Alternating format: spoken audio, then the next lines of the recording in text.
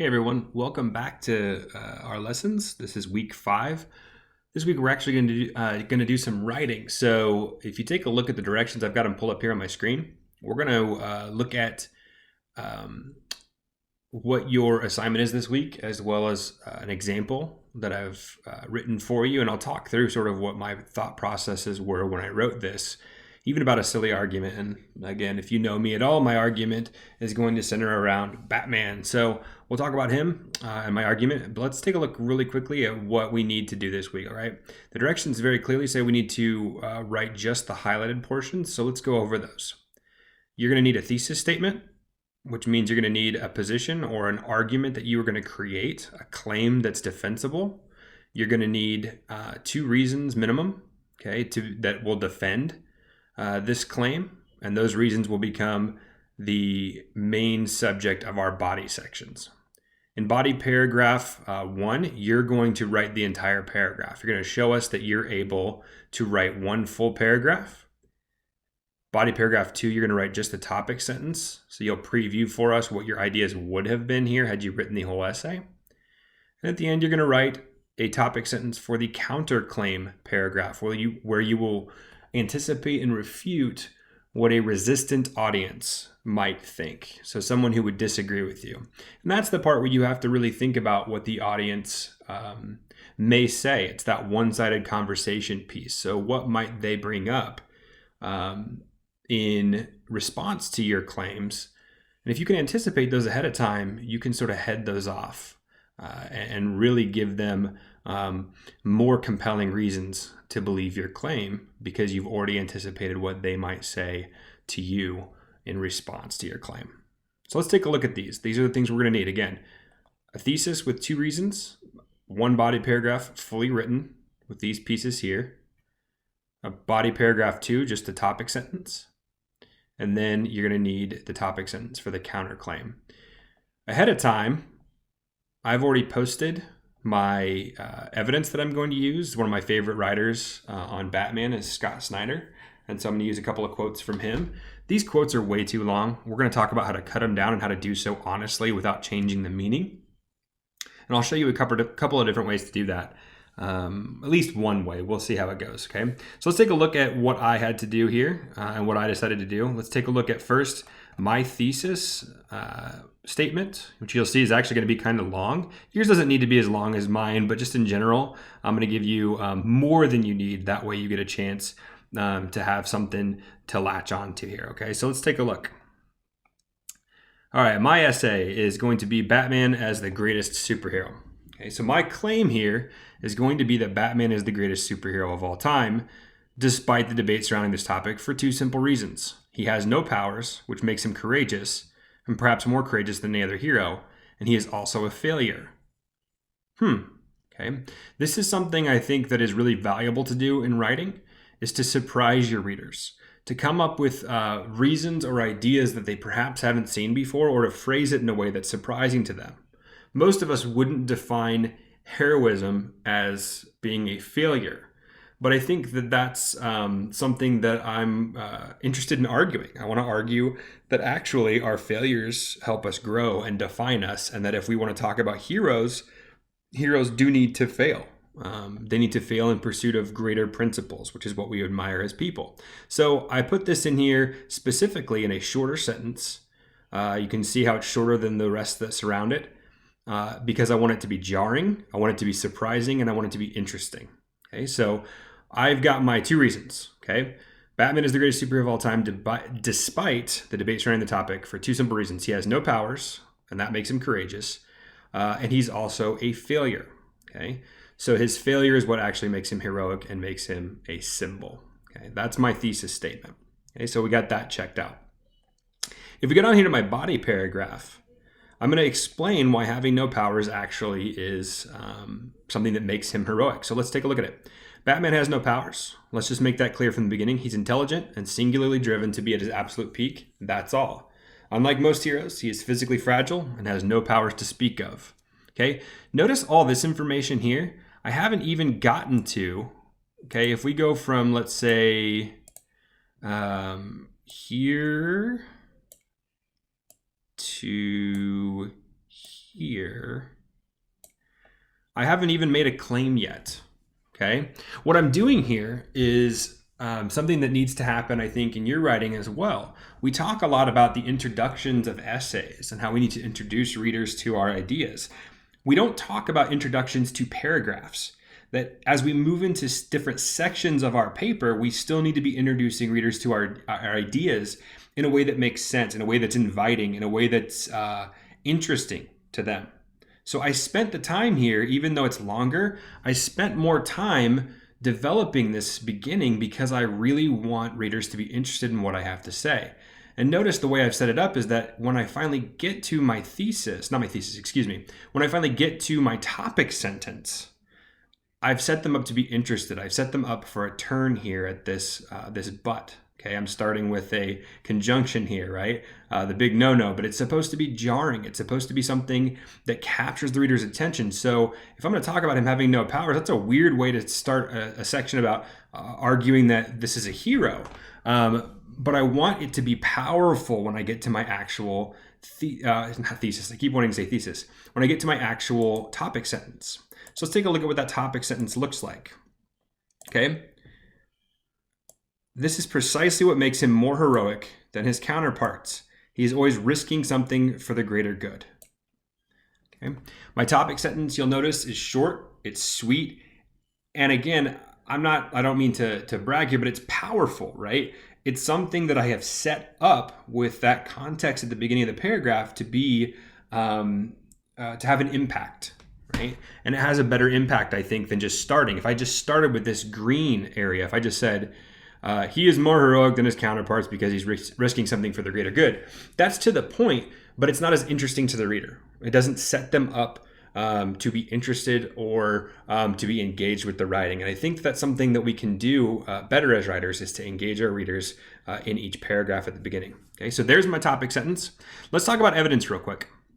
If we look at the evidence, go ahead and do this in blue. This is my writing, okay? You'll notice that it's my writing because it's not in the quotations. Once I get to the quotations, it becomes someone else's writing. And I wanted you to see a couple things I did here. Okay, let's take a look at this quote. If we look up here, this is the long quote that I'm using here as my evidence. But I've got to cut some of this out. This is too long and I don't need all of it. Okay, I want the gist of it. I want to get the most out of it without having to exhaust my readers with reading too much text, right? Also, when we go to embed, notice I'm cutting stuff out of here, okay? So if I say especially a character like Bruce Wayne, if this is the original quote, notice when I come down here, I don't say that. He is a character. You're allowed to cut things out of quotes, okay, or out of sources that you're using to make it fit your writing. We call this embedding. The general rule of thumb here is that as long as you're not changing the fundamental meaning of the quote, that is, you're not misquoting the writer, you're allowed to chop things up here and there, okay? So to make this fit, I started at a character, I used the words he is, which is my writing, and then I cut some stuff out. A character like Bruce Wayne, I don't need that, and it doesn't fit the structure of my sentence, so I cut it.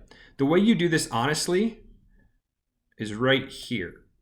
Okay, use brackets with ellipses. What that says to the reader is that says, hey, I'm cutting something and I want to be honest about what I'm cutting. Okay, I want you to know I'm cutting something for the purpose of being brief.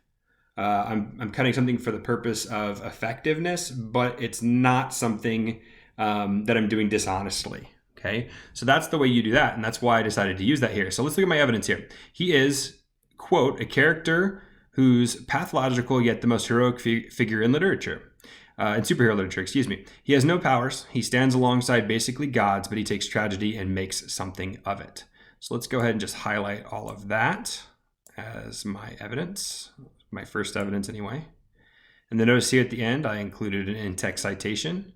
I want to make sure I'm giving credit to that, that interview with Scott Snyder, the writer who has this quote. So I'm not done yet though, right? This is my evidence. We've got sort of our introductory material, our topic sentence, and our evidence. Now we're going to go and we're going to highlight, let's go ahead and just do pink will work, I guess. Let's talk about commentary and analysis, right? Let's explain, let's unpack this quote. We don't just use quotes and drop them in there and then not talk about them, right? So what I say about this quote is this. As a longtime writer and Batman editor, so building up that ethos, right? Like I'm appealing to someone who's an expert here. As a longtime writer and Batman editor, Scott Snyder makes the point precisely. Batman is a man among gods in the Justice League, defying fate and turning tragedy into triumph, just as the greatest heroes of mythology have always done, okay? So I explained further what Scott Snyder meant and its relevance to my argument. My argument is that the greatest heroes have always been those who stand against fate, right? And I'll explain that too. But I think because he is a man among gods, right? The idea that Scott Snyder brings up, that's why he is much more heroic. I continue here. Batman is very much like Odysseus in that regard, a man with cunning who uses wit and wile to overcome a tragic fate. Like Odysseus, he's an intersection between heroism and self-destruction, never quite able to overcome his faults, but always singularly committed to the principle that defines him, unceasing courage. Okay? And what I'm going to do here too is notice I used a quote in here. I want to make sure I go back here and show you this. I'm going to go ahead and add at the end of my sentence here,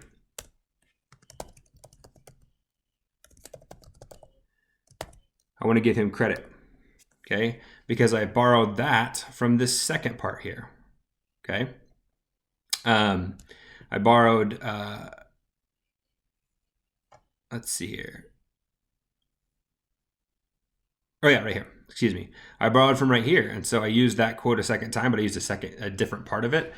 Even if you write, for instance, here, like Odysseus, he's an intersection between heroism and self-destruction, never quite able to overcome his faults. See, this is where my words pick up again.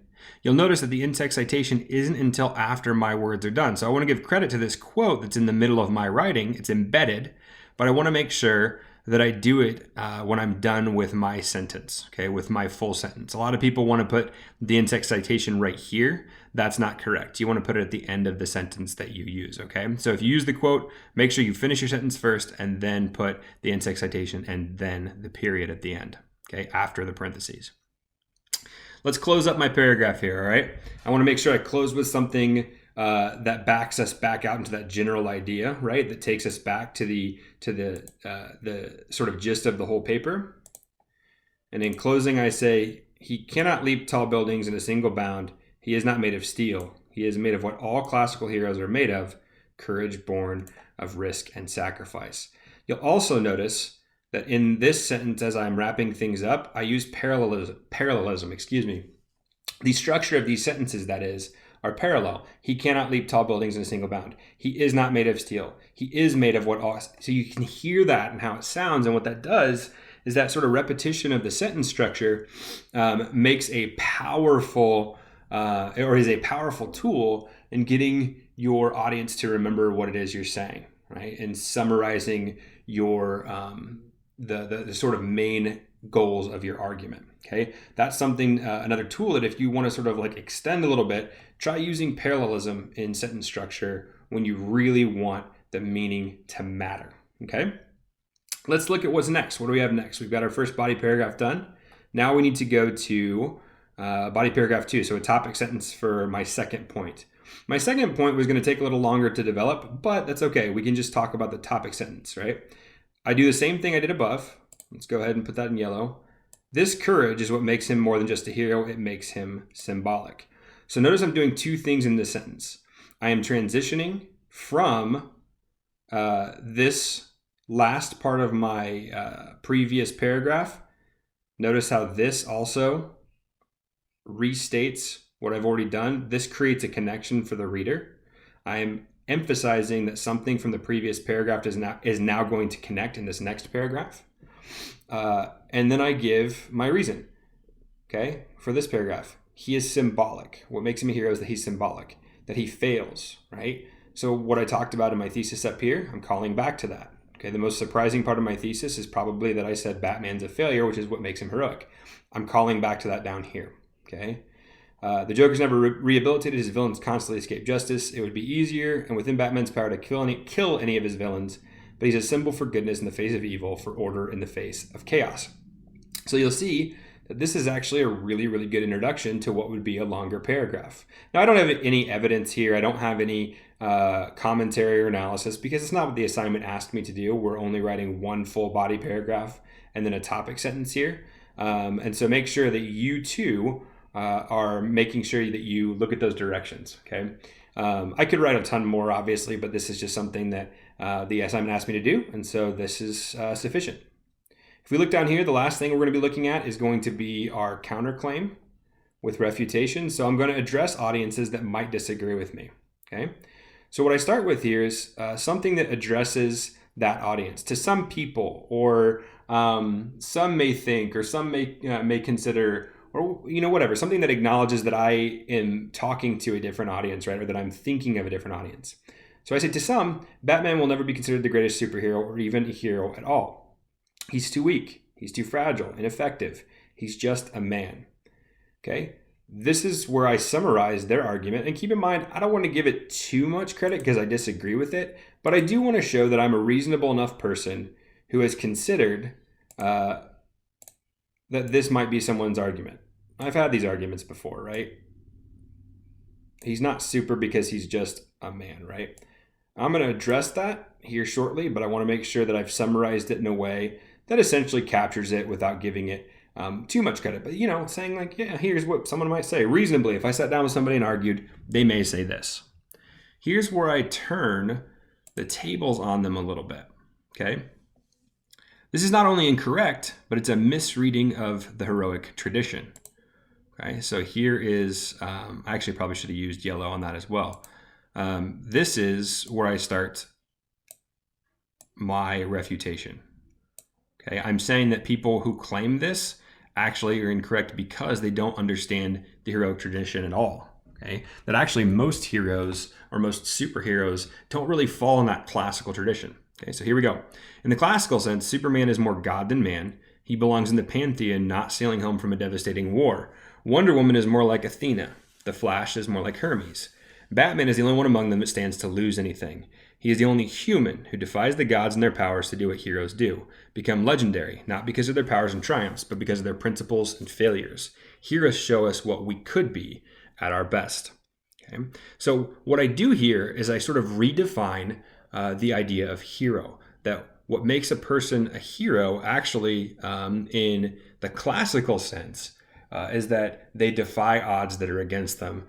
And they do so without power, without amazing abilities, but they do so with things that we all have. All right, our ability to know good from evil, our ability to pursue a goal, our ability to fail and get better. These are the things that make a hero, and I think this is why the refutation is powerful. So this is something that I think works really, really well to surprise the reader and to surprise that resistant audience. That's going to be it for our video this week. I hope this was helpful. If you have any questions, feel free to email your teacher. We thank you for your time as always, and good luck writing this week.